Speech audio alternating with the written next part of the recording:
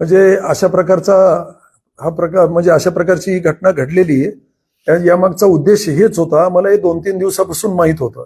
शांततेत चालू असणारी निवडणूक याच्यात कुठंतरी अशा प्रकारच्या घटना निर्माण करून लोकांच्या मनात दहशत निर्माण करण्याचं काम विरोधक करणारे हे माहित होतं। कारण ते पूर्ण निवडणूक कधीच विकासाच्या मुद्द्यावर एकही दिवस ते बोलले नाही आणि त्यांचं म्हणणं एकच होतं की निवडणुकीच्या निकालातनं कळल की आम्ही काय केलं। 18 वर्षाचा हिशोब त्यांना मागत होतो तर ते काही बोलत नव्हते।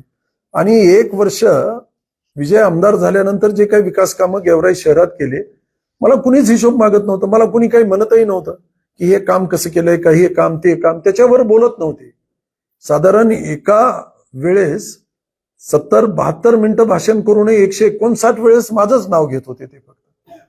म्हणून विकासाच्या मुद्द्यावरनं लोकांची दिशाभूल करून दुसरीकडे घेऊन जाण्याचा हा प्रयत्न होता। आणि मतदान अतिशय शांततेत चालू आहे, जवळपास 50%च्या वर मतदान गेलेलं आहे, शांततेत चालू आहे। कुठेही काही सकाळच्या घटनेच्या नंतर कुठेही काही अशांततेचा असा काही प्रकार नाही।